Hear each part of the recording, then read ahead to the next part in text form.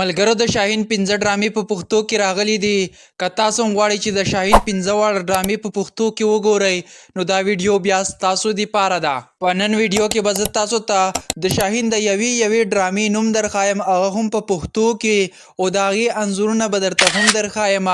او دویمه دا خبره درته کومه چې د شاهین داسې ډرامې راغلي دي چې په کتلو به یې ماړه نه شئ. نو ملګرو ماته په کمنټ کې تاسو ووایئ چې تاسو د شاهین څو ډرامې کتلي دي. په نن ویډیو کې به زه تاسو ته د شاهین ټولو 7 سریالونو، فلمونو او ډرامو په اړه معلومات درکوم، خو هغې کې به 15 ډرامې هغه په پښتو لینګویج کې وي او تاسو یې د هر طرفه په اسانۍ سره کتلی شئ.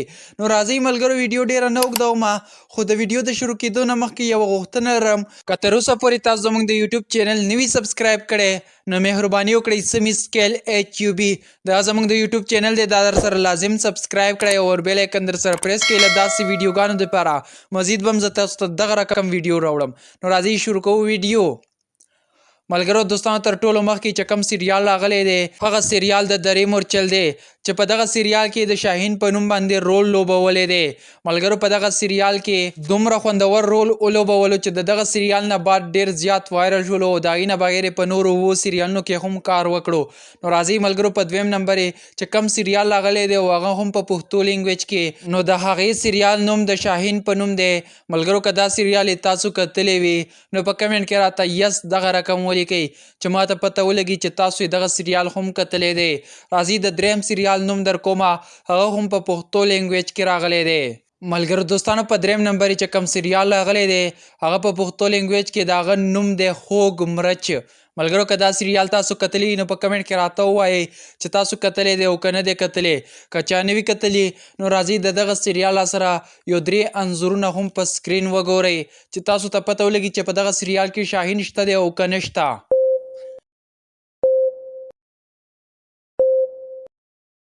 ملګرو راځئ دغه را سره وګورئ، دا 4 نمبر سریال دی او د دغه سریال په پښتو کې نوم مینا او غچ دی. ملګرو که دا تاسو کتلی وي نو په کمنټ کې راته 4 ولیکئ چې ماته پته ولګي چې 4 نمبر سریال دغه ملګري کتلی دی. نو ملګرو راځئ د دغه سریال سره یو 3 انځورونه هم په سکرین وګورئ.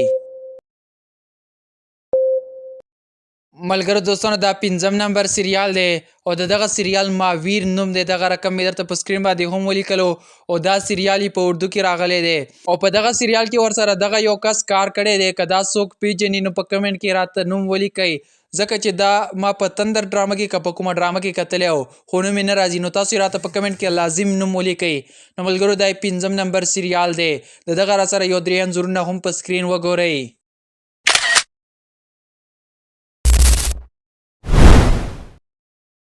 ملګرو دغه را سره وګورئ دا 6 نمبر سریال دی، خو دغه سریال نه په پښتو کې راغلی او نه په اردو لینګویج کې.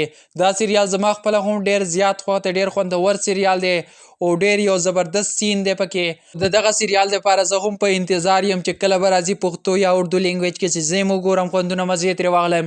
او کله هم چې راغللو نو زه به یې له تاسو سره معلومات شیر کوم. له داسې ویډیوز دپاره زموږ یوټیوب چینل لازم سبسکرایب کړئ او بیل آیکن در سره پریس کړئ چې زموږ هره ویډیو تاسو ته پر ودرځي. نو ملګرو راځئ د دغه سریال سره یو 3 انځورونه په سکرین وګورئ.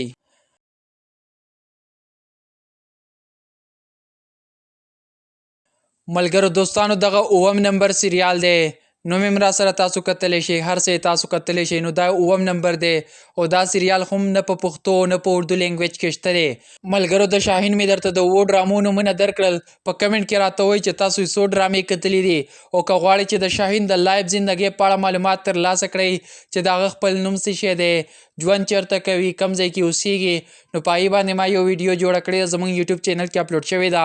که تاسو هغه ویډیو نه وي کتلې نو لازم بیا زموږ یوټیوب چینل ته لاړ شئ، سمی سکیل HUB په سکرین مې درته انځور هم ولګولو. نو دا زموږ یوټیوب چینل دی، په دې کې د ټولو اداکارانو معلومات شته دی. نو لاړ شئ یو ځل یې ټرای کوئ او ټول معلومات ترلاسه کړئ. ملګرو په بله ویډیو کې به ملاویږو، په لوی الله مو سپارم.